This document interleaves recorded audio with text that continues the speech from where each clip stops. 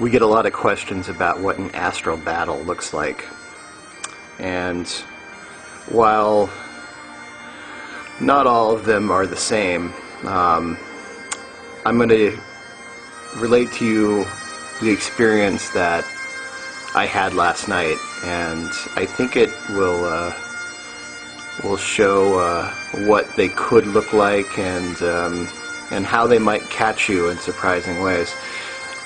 This picture I found very appropriate, and while I cannot confirm or deny that any of the members of the Grand Order of Draco Slayers is in this picture, if you look towards your left,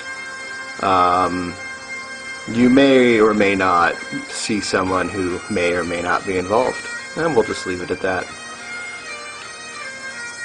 My astral battle last night caught me off guard, really, and I have to admit that sometimes there's a lot of creativity involved. I don't know if they picked the battlefield, but they certainly picked one that I never saw coming. So, in my dream, I am lifting a relatively large weight over my head, and while I can one-arm press from 120 to 135 pounds, the weight that I was one-arm pressing over my head was quite larger, and this startled me awake in the dream because I realized the immense size of this weight and was just astonished that I could do this and realized that I was dreaming.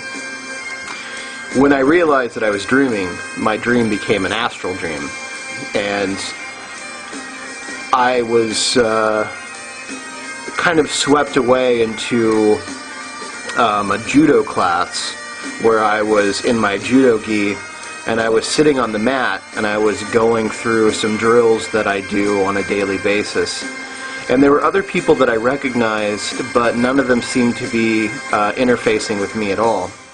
When into my judo studio walked two grays, the gray aliens with the big black eyes. They were taller, much taller than I've ever seen, and they were dressed in judo gis as well. So if you could imagine what two grays, relatively large, dressed up in judo gis look like, I thought it was quite entertaining. And they walked in and they sat down and started stretching. They paid no attention to anyone else, and my old judo teacher came up to me, he's now dead, and he said, "Are these friends of yours?" And I said, no, they're not friends of mine. And he looked at them and he looked back over at me and he said, "Well, they know who you are." And I said, "Yes, they know who I am." And they said, "Well, I'm counting on you," and I won't say my name, I almost did. He said, "I'm counting on you to take care of this for me." And I said, yes, Sensei, I'll take care of this for you. They were glaring at me, and I could feel their hate, their anger at me, because I have taken care of them before.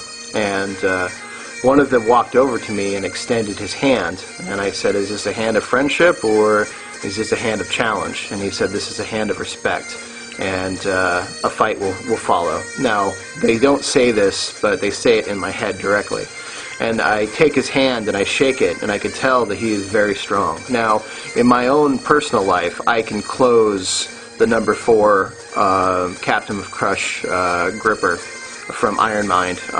My name's not on the list, but my name's well known, and closing the number 4 has been accomplished by me. So I could tell that his grip definitely matched mine. So I was like, wow, this is going to be interesting. Now, this is an astral battle, so physicality really means nothing, but there's a lot of confidence from being very physically strong that comes with this. Physical strength is often, not always, but often in the way that I trained, in the way that the men who trained me. You cannot be physically strong without being spiritually strong. I have, however, met some very physically strong men that are absolutely devoid of any moral fiber, which I guess you could call spiritual in a sense, but they were dark and kind of broken. So I asked the Gray if this was going to be a friendly match, and he said, I will fight you in the way that judo fights. And I said, okay, so we follow rules, and when one man says, I surrender, then we surrender. And he said, yes.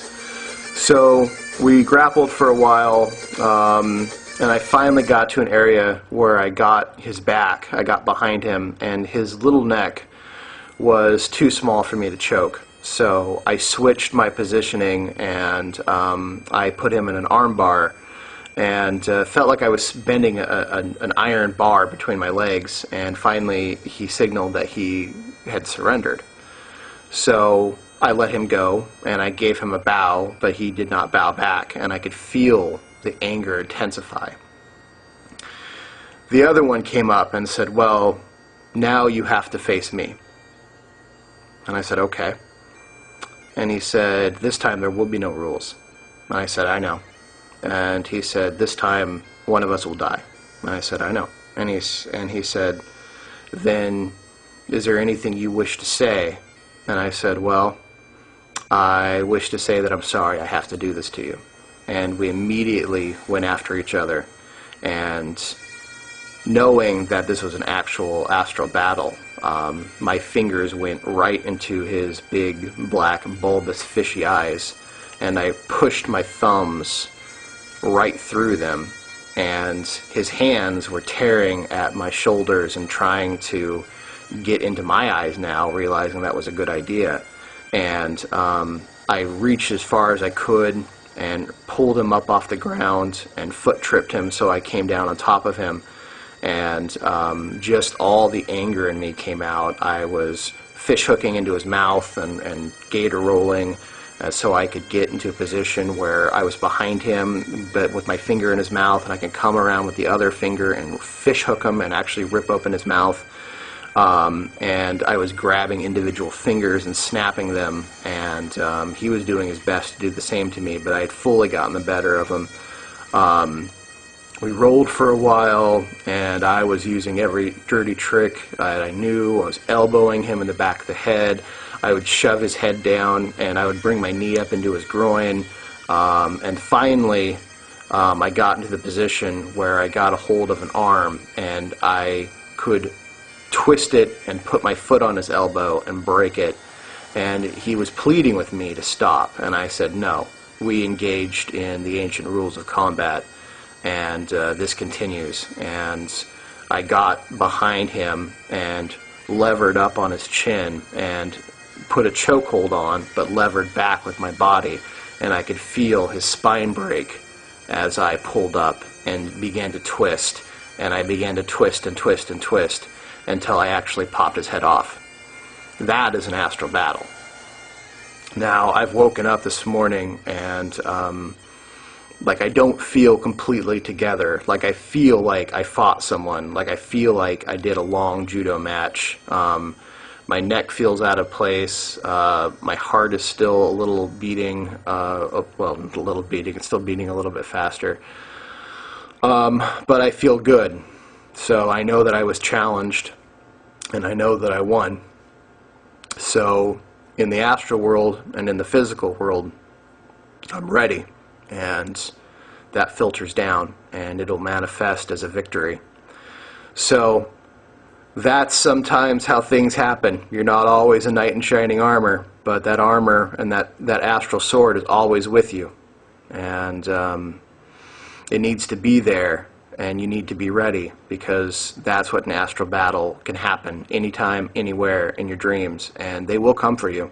And they mean business. And at all times, they must know that you mean business too.